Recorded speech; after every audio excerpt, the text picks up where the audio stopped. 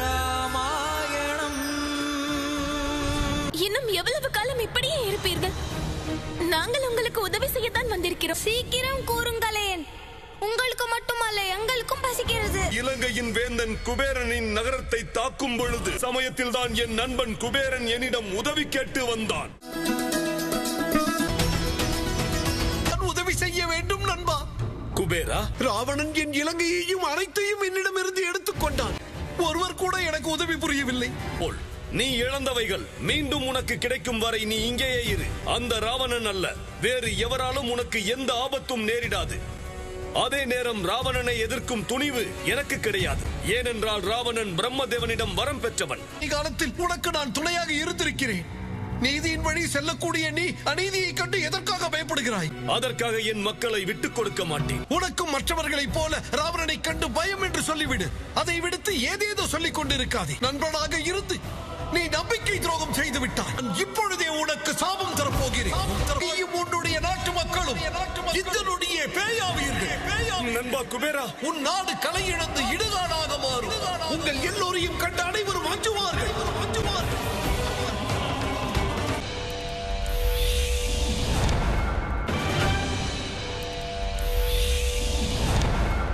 நீங்கள் செய்தது மன்னிக்க முடியாத தவறு. நிறுத்து, இல்லையேல் சாபத்திலிருந்து விடுதலை அளிக்க வழி சொல். சக்தி வாய்ந்த ஆயுதத்தை பயன்படுத்த வேண்டாம் என்று யோசிக்கின்றேன்.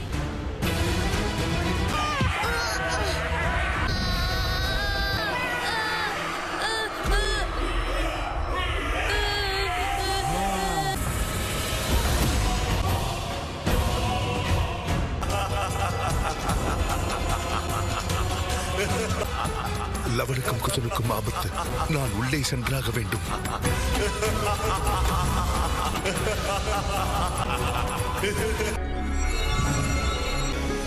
அட, உள்ளே வந்ததற்கு இவ்வளவு கொடூர தண்டனையா? மிக சிறப்பு. இறுதியில் இவர்கள் பிரபுவின் மகன்கள் தானே? இறுதியாக கேட்கிறேன், இருந்தால் சொல்லிவிடுங்கள். எங்கே அந்த லவன் குசன்? பதில் கூறுங்கள், பதில் கூறுங்கள். இல்லை என்றால் அந்த இரு சிறார்களுக்கு முன்பு உங்கள் அனைவரையும் நான் கொன்று விடுவேன்.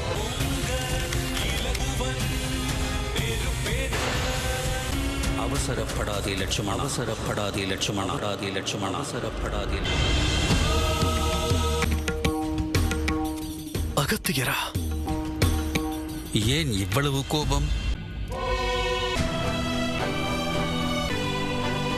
என் தம்பி சத்ருக்கனின் நிலைமையை பாருங்கள். நான் என் ராமன் அண்ணனிடம் என்னவென்று கூறுவேன்? இல்லை முனிவரே, அவர்கள் இருவரையும் நான் விட மாட்டேன். என் தம்பியின் மரணத்திற்கு அவர்கள் இருவரையும் பழி வாங்கியே தீருவேன். உன்னுடைய தம்பிக்கு எதுவும் ஆகவில்லை. கண் விழிக்கவில்லையே. இன்னும் எத்தனையோ வருடங்கள் வாழ்ந்து அவன் பணியை சிறப்பாக செய்திடுவான். மயக்கமுற்றிருக்கிறான். சிறிது நேரத்தில் எழுந்து விடுவான். என் தம்பியை என்னால் எழுப்பவே முடியவில்லையே. எப்பொழுது ஒருவருடைய மனம் தடுமாற்றத்தில் சிக்கிக் கொள்கிறதோ அப்பொழுது அவருடைய உடல் நினைவை இழக்கத்தான் செய்யும். அப்படி என்ன குழப்பம் வந்திருக்கும்? உன் கேள்விக்குண்டான பதிலை நீயே தேடு. நான் பயணம் மேற்கொள்ள உள்ளேன். கூடிய விரைவில் மீண்டும் சந்திப்போம். நாம் சீக்கிரம் வழியை கண்டுபிடிக்க வேண்டும். என்ன செய்வது என்று புரியவே இல்லை. பேய்களின் பசியை எவ்வாறு போக்குவது? என்னுடைய பசி அம்மாவின் கையால் உணவருந்தினால் தான் தீரும். அம்மாவின் கைகளால்? இது கூட நல்ல யோசனையாக தெரிகிறது. இந்த பேய்களுக்கு உறவென்று சொல்ல யார் இருப்பார்கள்? சாபமடைந்த இவர்களோடு யார் தொடர்பில் இருப்பார்கள்? காகம். காகம், சனிதேவரின் வாகனம். ஓம் சனிதேவனே போற்றி. எங்களை வாழ வைக்கும் முன்னோர்களை வணங்குகின்றேன். வணக்கம் சனிதேவரே. அன்று உங்களை ராவணனின் பிடியிலிருந்து விடுவித்தேன். உங்கள் உதவி எங்களுக்கு தேவை சனிதேவரே. கண்டிப்பாக அனுமன் அவர்களே.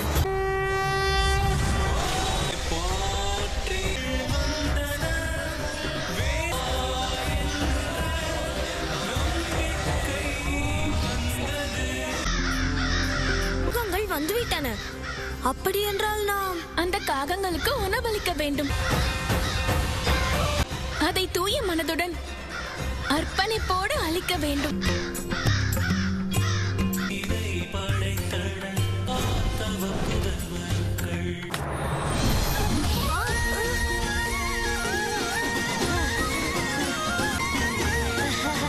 நான் வரலாமா?